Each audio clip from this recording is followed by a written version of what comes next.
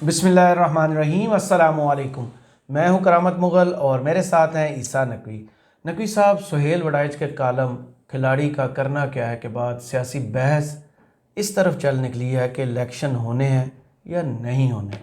ये वाकई मामलात उसी तरफ जा रहे हैं जिसका खदशा जाहिर किया जा रहा था। देखिए ग्राउंड साहब, जाहिर है कि कुछ ना कुछ टॉपिक चाहिए होता है, कोई ना कोई आपने इंटरेस्ट डेवलप करना होता है। डिस्कशन जब शुरू होती है, मुख्तलिफ ऑप्शंस भी आती हैं, थ्योरीज भी फ्लोट की जाती हैं, फीलर्स भी छोड़े जाते हैं, गेज किया जाता है कि क्या रिस्पॉन्स आ रहा है। ये तो सारा कुछ चलता है, लेकिन आपको पता है कि फैसल वावड़ा साहब के हवाले से जब भी कुछ लोग हैं जिनके बारे में मैं कहता हूँ यार इनको ज़रा नोटिस करना है कि ये क्या बात कर रहे हैं। मतलब नून लीग में बहुत सारे लोग बात करते हैं, लेकिन जब जावेद लतीफ़ साहब आते हैं ना, आउट ऑफ नोवेयर, एक ख़ास पर्चियाँ लेके एक प्रेस कॉन्फ्रेंस करने के लिए, उस वक्त आप कान लगा लें कि ये क्या बात कर रहे हैं, आपको अंदाज़ा हो जाता है कि क्या चल रहा है। सही। और मियाँ साहब क्या चाह रहे हैं, क्या किस मामले पे ब्लैकमेल करके क्या लेना चाह रहे हैं, वो आपको पता चल जाता है। फैसल वावड़ा साहब जो प्रोडिक्शन करते हैं वो ज़्यादातर पूरी होती हैं, ज़्यादातर पूरी होती हैं। वो जहाँ उठते बैठते हैं वो बड़ा इन्फॉर्म्ड सर्कल है, जिन लोगों के वो करीब हैं वो बड़े जो है वो इन्फॉर्म्ड लोग हैं। तो फैसल वावड़ा साहब जब गुफ्तगू करते हैं, उन्होंने क्लासरा साहब के शो में 3, वैसे तो बड़ी और भी पूरा उनका जो इंटरव्यू है प्रोग्राम है वो 50 मिनट 38 सेकंड का, वो बड़ा दिलचस्प है, लेकिन 3 बातें मैं इसमें करूँगा। एक है बड़ा दावा, यानी 2 सारे ही दावे हैं उनके, ढेर सारे दावे। एक है कि जो सवाल उठाया था ना इस सारे कॉलम में, खिलाड़ी का क्या करना है, और उसमें बेसिकली थ्योरी ये पेश की थी कि मईशत जो है वो डगर पे चल रही है, आर्मी चीफ और ये लोग अनवारुल हक काकड़ और ये लोग गए हैं वफ्त लेकर यूएई और फिर सऊदी अरब भी जाएंगे, और कोई 20-25 अरब डॉलर की सरमायाकारी आ रही है, तो मईशत चल पड़ी है। तो अब बहस और कुछ बातचीत और बात ये चल रही है, ख़बरें ये चल रही हैं कि इलेक्शन जो है वो अगस्त सितंबर तक जा सकता है। सही। और उसके लिए उन्होंने कहा कि एक अंडरस्टैंडिंग भी मौजूद है इनके दरमियान, नून लीग और पीपल्स पार्टी के दरमियान, लेकिन अदालत की तरफ से अभी तक अंडरस्टैंडिंग नहीं है। तो फैसल वावड़ा का एक दावा है अदालत के बारे में। सही। और वो बड़ा चैलेंजिंग किस्म का दावा है, उसमें चैलेंज मौजूद है काजी फायज ईसा के लिए। क्या हो? सही। बड़ा इंटरेस्टिंग है। दूसरा, पीटीआई में इंट्रा पार्टी इलेक्शन होना, उसमें वो जो बात कर रहे हैं और उसके कुछ, यानी कि not exactly in that direction, लेकिन कुछ चीज़ें मैं आपके सामने रख दूंगा कि क्या चल रही हैं पीटीआई में इनसाइड जी। उनका दावा तो बुशरा बीबी और अलीमा खान के हवाले से, उस पर बात कर लेंगे। और फिर एक बहुत इंटरेस्टिंग दावा कि नून लीग के लिए कौन कौन से पापड़ बेले जा रहे हैं। नून लीग जो मकबूलियत के ग्राफ में शाह महमूद कुरैशी से भी नीचे है और शेर अफजल मरवत से तो बिल्कुल ही नीचे है। ये सूरत हाल हुई है जब नून लीग की, तो उसके लिए क्या किया जा रहा है, उसमें बड़ी कोई इंटरेस्टिंग चीज़ें कही हैं। क्विकली ज़रा देख लेते हैं। वो एक तो ये बताते हैं, पूरा एक ज़ाहिर है कि तमहीद बांधते हैं कि इमरान खान की पॉपुलैरिटी हो, पॉपुलैरिटी तस्लीम करते हैं। वो कहते हैं कि जो असल में जो इमरान खान की इस वक्त पॉपुलैरिटी है, जो पीक पे नज़र आती है, इसमें है इमरान खान के लोग भी, नहीं इमरान खान के अपने, लेकिन कहते हैं कि एक बहुत बड़ी तादाद है जो पीडीएम से नफरत करती है। ये जो कुछ हुआ है, जो इन्होंने किया है, और जो इन जमातों का माजी है, इनसे नफरत करने वाले लोग इस वक्त इमरान खान के साथ जुड़े हुए हैं। उसकी वजह से इमरान खान का जो पॉपुलैरिटी का साइज़ है वो इतना स्वेल कर गया। फिर वो अदालती ढांचे के ऊपर बात करते हैं। जब इलेक्शन और इस मौजू के ऊपर गुफ्तगू शुरू होती है, वो फैसल वावड़ा कहते हैं कि अदालती ढांचा और अदालती निज़ाम न ठीक था, न ठीक है, न ठीक होगा। ये सेल्फ इंटरेस्ट की जंग है। सही। यही फैसल वावड़ा थे कुछ वक्त पहले क्लासरा साहब के शो में, दीगर शोज़ में बैठ के फैसल वावड़ा कहा करते थे कि अब एक ऐसा चीफ जस्टिस आ गया जिस पे हमें यकीन है, उम्मीद है, ये होगा, ये होगा, ये होगा। और जो 28 सितंबर को फैज़ाबाद धरना केस का समाअत के लिए मुकर्रर करेंगे। और उन्हीं चीफ जस्टिस के मुतल्लिक के होते हुए, नॉट उनके मुतल्लिक, उनके होते हुए वो कह रहे हैं कि अदालती निज़ाम, अदालती ढांचा न ठीक था, न ठीक है, न ठीक होगा। ये सेल्फ इंटरेस्ट की जंग है। आप इस मुल्क में आइन और कानून की बात करते हैं। मैं अभी किसी शो में था, मुझे उन्होंने बताया कि सुप्रीम कोर्ट से फरमान जारी हुआ है कि पत्थर पर लकीर है ये ऑर्डर, जो पत्थर पर लकीर, 8 फरवरी के इलेक्शन का ऑर्डर है, पत्थर काजी पर। साहब का फरमान है। ये अब काजी साहब ने कहा था। इसमें पता है क्या कहते हैं? तो मैंने कहा कि पत्थर पर लकीर सिर्फ अल्लाह की ज़ात है, बाकी तो लकीरें होती हैं, मिट भी जाती हैं, टेढ़ी भी हो जाती हैं, फाड़ भी दी जाती हैं। ये अल्फाज का चुनाव है उनका, मेरा नहीं है। ज़्यादा जज्बाती हो गए। ये वावडा साहब क्या कहते हैं, फाड़ भी दी जाती हैं। और आइन शिकनी में जिन्होंने भुट्टो साहब को फांसी दी थी, कि यानी कि अगर ये 8 फरवरी, अब वो समझें इसको, वो ये कह रहे हैं कि ये 8 फरवरी अगर ब्रीच हो जाती है, नहीं होता, तो उसके लिए वो कहते हैं, और आइन शिकनी में जिन्होंने भुट्टो साहब को फांसी दी थी, उनका आज तक क्या हो सका और क्यों होगा, कब होगा, कैसे होगा, देखेंगे। भुट्टो साहब को अब जिंदा कैसे करेंगे? एक जो आपने डिले किए पीडीएम में, जो फरवरी पीडीएम की हुकूमत ने इलेक्शन, आपने किसको क्या सजा दे दी? गैलरी पे तो ना खेलें। हाय हाय हाय हाय। So this is directly he is addressing the Supreme Court of Pakistan, नहीं, ही इज एड्रेसिंग काजी फाइज साहब, चीफ जस्टिस ऑफ पाकिस्तान। उनसे वो ये कह रहे हैं कि आप गैलरी पे मत खेलें। और ये 8 फरवरी की जो तारीख़ है, ये कोई पत्थर पे लकीर नहीं है। लकीरें फाड़ भी दी जाती हैं, मिटा भी दी जाती हैं, टेढ़ी भी कर दी जाती हैं। और आइन शिकनी की जहाँ तक बात करें, तो भुट्टो साहब को जिन्होंने फांसी दी थी, उन्होंने जिन्होंने पहले आइन शिकनी की थी, उनका क्या हो गया? और अभी जो आइन शिकनी ज़ाहिर है कि वो पंजाब और खैबर पख्तूनख्वा के बारे में कह रहे हैं, वो भी तो आइन शिकनी हुई है ना। ये भूल गए, नई लकीरें भी लगाई जा सकती, नई भी लगाई जा सकती हैं, क्या न्यू लाइंस भी बनाई जा सकती हैं। हाँ, बहरहाल ये कहा जनाब उन्होंने इसके हवाले से। सुप्रीम कोर्ट से बड़े तो नहीं है भाई। फिर वो ये कहते हैं कि अभी जो जरदारी साहब का इंटरव्यू आया, अगर मैं उसकी इंटरप्रिटेशन करूं, अभी पीटीआई के ऊपर ये वो कर रहे हैं इंट्रा पार्टी इलेक्शंस के हवाले से बात, जी, पीटीआई के जो 20 दिन का जो 20 दिन का टाइम डेडलाइन जो दी गई है, इसमें इनका टेक बड़ा इंटरेस्टिंग है और बड़ा हैरान कुन है। वो कहते हैं कि अभी जो जरदारी साहब का इंटरव्यू आया है, अगर मैं उसकी इंटरप्रिटेशन करूं, अभी पीटीआई के ऊपर हमारे बहुत ज़बरदस्त जो इलेक्शन कमिश्नर साहब हैं, उनका बहुत ही माया नाज फैसले देते हैं वो। अच्छा, ये ना उन्होंने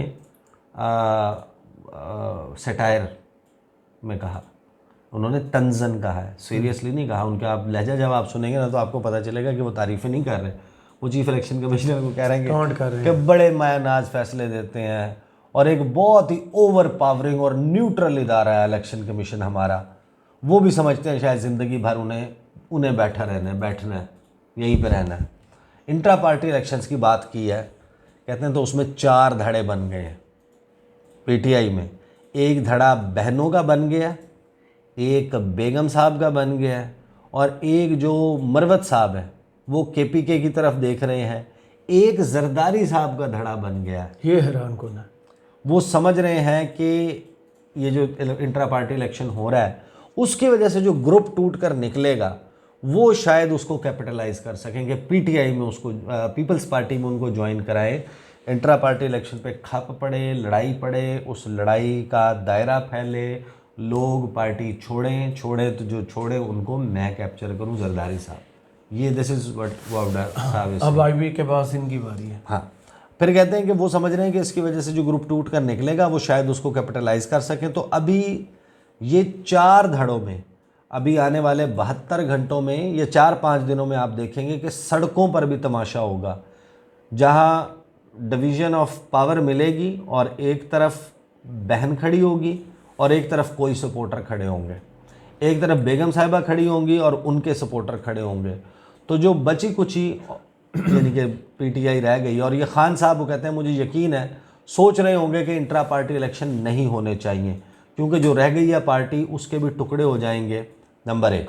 फिर कहते हैं नंबर 2 ये कि आज तक इंट्रा पार्टी इलेक्शन में कौन चेयरमैन के आगे जुर्रत कर सका है या जीत सका है। अगर इतनी जमहूरी पार्टियाँ होती तो ये हाल ना होता। अच्छा, मैं आपको एक बात बताऊँ, कुछ पीटीआई के लोगों ने ना गुज़श्ता 2-3 दिन में, 4 दिन में कुछ ट्वीट्स किए हैं, और फिर उनमें से कुछ लोगों ने वो ट्वीट्स डिलीट कर दिए। उनका इशारा उन ट्वीट्स का धड़ेबाज, यानी कि ये इंट्रा पार्टी इलेक्शन के लिए धड़ों पर नहीं था, या अलीमा खान, बुशरा बीबी या इस किस्म की ग्रुपिंग के ऊपर नहीं था। उन्होंने जो गुफ्तगू की थी वो गुफ्तगू ये ज़रूर वाज़े करती है कि वो ये कह रहे हैं कि ये वो वक्त है, बुरा वक्त है, चेयरमैन तहरीक इंसाफ पे वो जेल में है, तो आप उनके पीछे खड़े हों बजाय इसके कि अपनी छोटे छोटे उसके ऊपर लड़ाई डालें पार्टी। तो जाहिर है कि जिस वक्त इमरान खान जेल में होंगे, ये बात तो सबको मालूम थी, हम भी कहते थे कि एक क्राइसिस पैदा होगा कि आपने जो टॉप लीडरशिप जो कर सकती थी कंट्रोल, उस सब को तितर बितर कर दिया ना, पीछे तो सिर्फ वर्कर्स और वो बच गए। अब फिर एक जेलसी का फैक्टर एक जेन्युइन होता है। शेर अफजल मरवत और शोएब शाहीन की आपस की जो लड़ाई है वो किसने नहीं देखी हुई, वो तो ट्विटर पे हुई है, वो तो इल्ज़ामात लगे हैं, कौन किसको क्या पहुंचाता है, इस किस्म की बातें। वो शोएब शाहीन उनको कहते हैं कि ये एजेंट है, वो शोएब शाहीन को कहते हैं। But as we see right now, Imran Khan has his trust in Sher Afzal Marwat. जी बिल्कुल। और शेर अफजल मरवत जिस तरीके से एकदम कहाँ से, यानी कि from being a known in the party, he is the party. Yes, वही पार्टी आपको चलाते हुए नजर आ रहे हैं। सब फेस बने हुए हैं पार्टी। एक होता है प्यार, एक होता है सताइश, एक होती है अकीदत। लोगों की जो मैंने फुटेज देखी वो इतनी अकीदत से इमरान खान से मिलते हैं जैसे अब शेर अफजल मरवत से मिलना शुरू। हाँ, लेकिन वो उसकी एक वजह शायद ये भी हो सकती है, उसी में वो इमरान खान को देखना शुरू हो गया। नहीं, उसकी एक और वजह भी हो सकती है ना कि उनके पास अब देखने के लिए और कोई राह ही नहीं है। बिल्कुल यही कह रहा हूँ ना, उसी में Imran Khan is the only option right now. Absolutely. उन पर भी पर्चे हो गए हैं, आप देखें जो सामने जा रहा है। अच्छा, बहरहाल आगे वाबडा साहब कहते हैं, बल्कि रऊफ क्लासरा उनसे पूछते हैं कि आपने अभी बात की कि अगर इंट्रा पार्टी इलेक्शन होते हैं तो 4 ग्रुप्स हैं, बाकी को छोड़ देते हैं, तो 2 ग्रुप्स की बातें आपने की हैं। आपकी बातें बहुत मानी खेज होती हैं, कुछ वक्त के बाद पूरी हो जाती हैं। आप कह रहे हैं कि बुशरा बीबी और अलीमा खान साहिबा इलेक्शन लड़ रही होंगी पार्टी पर कंट्रोल के लिए, और अगर ये हुआ तो खान साहब किसको सपोर्ट करेंगे? उन्होंने किस तरह पता नहीं पूछ रहे सवाल। तो कहते हैं कि बावड़ा साहब कहते हैं कि 4 दिन में आप देख लेंगे, 4 दिन के अंदर अंदर आमने सामने दोनों ग्रुप्स खड़े होंगे, ये अलीमा खान साहिबा और बुशरा साहिबा ग्रुप बन गए हैं, लड़ाई चल रही है, अभी आप सड़कों पर देखेंगे लड़ाई। क्लासर साहब कहते हैं ये किस चीज़ की लड़ाई है, किस बुनियाद पर ग्रुप बना है, कि हमने क्या करना है, क्या करने के लिए ग्रुप बना है? तो बावड़ा साहब कहते हैं कि खान साहब नहीं है तो मैं पार्टी चलाऊंगी, और वो कहेगी कि मैं पार्टी चलाऊंगी, इसके ऊपर हुआ है ग्रुपिंग। तो क्लासर साहब पूछते हैं कि खान साहब किसका साथ देंगे? इस पे फैसल बावड़ा कहते हैं मशवरा इन्हीं से लेंगे क्लासरा साहब। इस पे फैसल बावड़ा कहते हैं कि पहले तो ये कि खान साहब को जितना मैं जानता हूँ वो पहाड़ से गाड़ी गिरा देंगे, लेकिन वो किसी को देंगे नहीं। और अगर 1% आपकी डिबेट सिर्फ बात करने की हद तक पूछें, तो अगर तो वो उसी मौक्कलों की तलाश में हैं तो फिर वो इधर उधर तो उधर चले जाएंगे, और अगर अल्लाह ने शऊर, अक्ल और आंखें खुल गई हैं उनकी, तो वो फिर बहन को दे देंगे पार्टी। माशाल्लाह माशाल्लाह। उस पर सवाल हुआ कि कौन बेहतर चला सकता है, तो बावड़ा साहब कहते हैं मैं ये बता सकता हूँ कि इमरान खान की बहनें और उनके बच्चे इमरान खान से बगैर किसी इंटरेस्ट के उनसे जेन्युइन मोहब्बत करते हैं, बाकी सारे रिश्ते मुनाफकत, झूठ, करप्शन, बेईमानी, मौके लगा रहे हैं। अच्छा, ये उन्होंने की है गुफ्तगू। अब ये मैं उस पर आता हूँ नवाज शरीफ साहब के हवाले से, और जो उन्होंने इलेक्शन के हवाले से और वोटर्स के हवाले से बात की, वो बहुत इंटरेस्टिंग है। लेकिन यहाँ पर बावड़ा साहब जो हैं उन्होंने बेसिकली उनकी गुफ्तगू से मुझे ये तासुर मिला है कि वो ये चाहते हैं कि ये लड़ाई हो, और वो ये चाहते हैं कि पार्टी के मामलात अलीमा खान की तरफ जाएं और इसमें एक ऐसी मिसअंडरस्टैंडिंग पैदा हो, क्योंकि साथ में हमने देखा ना ये खबरें चल रही हैं कि बुशरा बीबी का बयान आ रहा है, उनका इंटरव्यू आ रहा है, वो वादा माफ़ गवाह बन रही हैं, और फिर उनकी अगर वो इतना कोऑपरेट कर रही हैं और वो ये सब कुछ कर रही हैं, तो उनकी गाड़ी का घेराव क्यों हुआ है? घेराव फनी करैक्टर ही थे वो भी। हाँ, घेराव जो है वो क्यों हुआ है?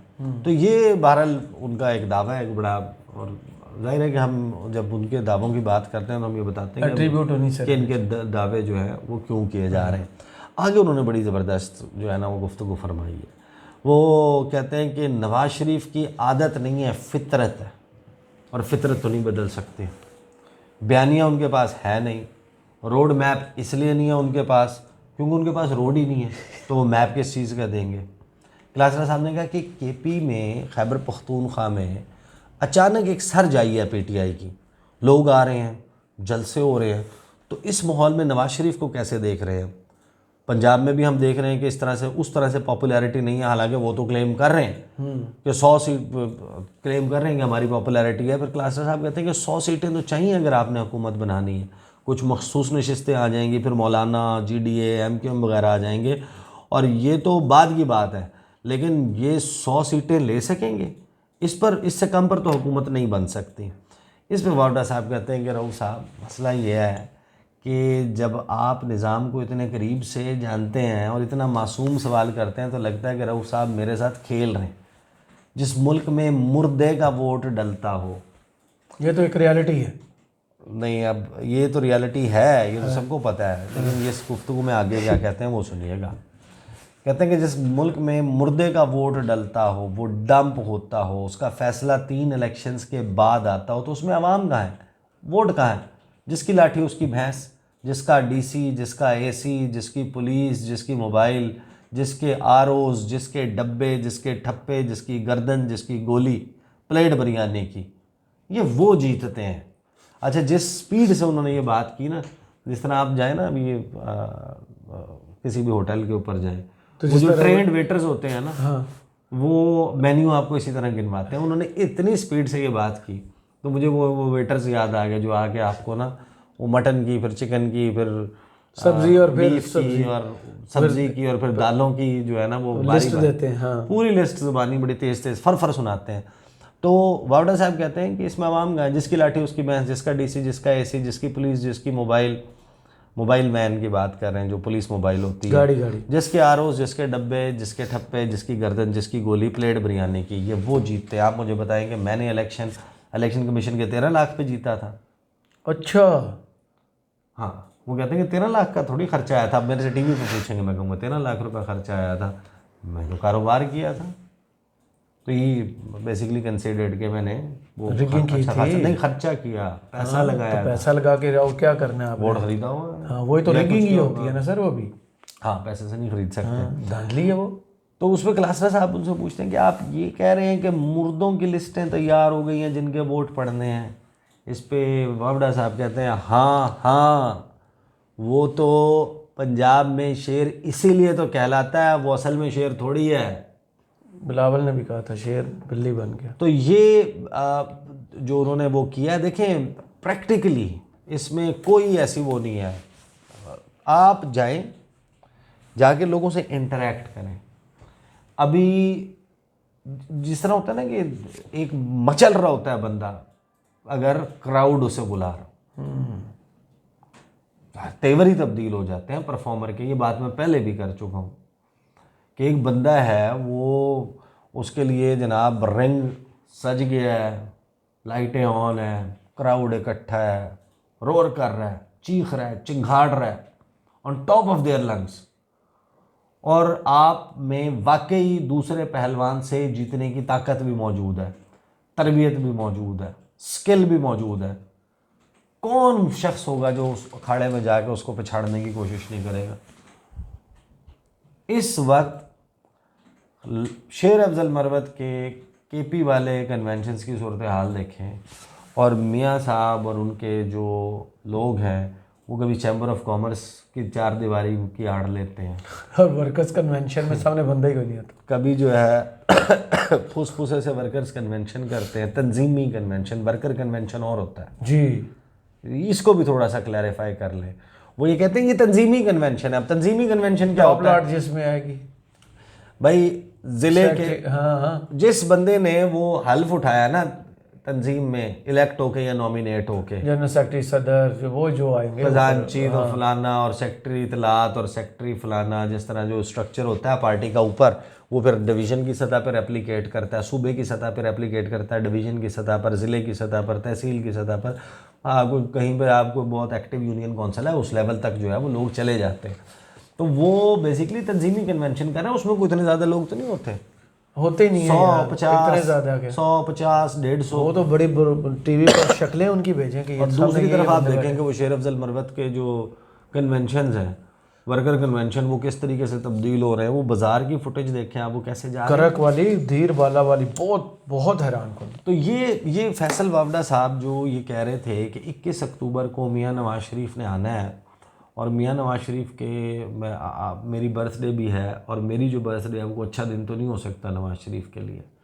वही ये बात बता रहे हैं, और नवाज शरीफ के ख़िलाफ़ वो कितनी बात करते हैं, उसके बावजूद ये बता रहे हैं कि मुर्दों की, मरे हुए लोगों की, जिनका इंतकाल हो चुका है, जो अब इस दुनिया में नहीं है, वो वोटर लिस्टों में शामिल हैं और वो कर लिए गए हैं। मुर्दों की वो तैयार हो गई हैं, और ठप्पे और डब्बे और वैन और एसी और डीसी, ये सारा कुछ जो है वो मिला के मियाँ साहब को जितवाने में मददगार होगा, और वो 100 सीटों वाली जो कहानी है वो बड़ी आराम से क्रॉस हो जाएगी।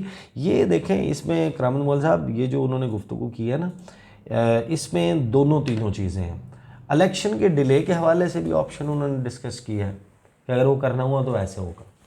काजी साहब जो मर्जी कहते हैं। हाँ, कि सुप्रीम कोर्ट ऑफ पाकिस्तान ये पत्थर पे लकीर वाली कहानी ना सुनाए, वो कोई मसला नहीं है। लेकिन उनको काजी साहब का भी ना पता, वो भी काजी साहब है। नहीं, अब तो ये तो इंटरेस्टिंग सिचुएशन होगी, बहुत इंटरेस्टिंग, जहाँ पे सींग फंसते और हुए अभी नजर आ तक उन्होंने इनको उस वाले केस में भी नहीं बुलाया कि तुमने ये मेरे ऊपर दावा क्यों किया था, फैजाबाद धरना वाला। और आज आप देख लें कि हम we are talking towards the end of November, तो अगले 4 दिन का उन्होंने कहा है, मतलब 96 आवर्स, बिटवीन 72 टू 96 आवर्स। और वैसे भी 20 दिन का टाइम है पीटीआई के पास अपने इलेक्शन करवाने का, तो स्टे मिलना है, कोई और गो अबाउट है, या इलेक्शन होना है, और किस सूरत में होना है, किसने लड़ना है, किसने नहीं लड़ना, इसका फैसला जो है वो इसी वक्त के दौरान होना है। सही। तो अगले 4-5 दिन में पता चल जाएगा कि ये वाली बात जो वो अलीमा खान साहिबा की और बुशरा बीबी साहिबा की कर रहे हैं वो दुरुस्त होता है कि नहीं। चलें, बहुत शुक्रिया ईसा नकवी, आपके तजिए का कमेंट्स बॉक्स में ज़रूर बताइएगा। ये वीडियो आपको कैसी लगी, इजाज़त दीजिए, अल्लाह हाफ़िज़।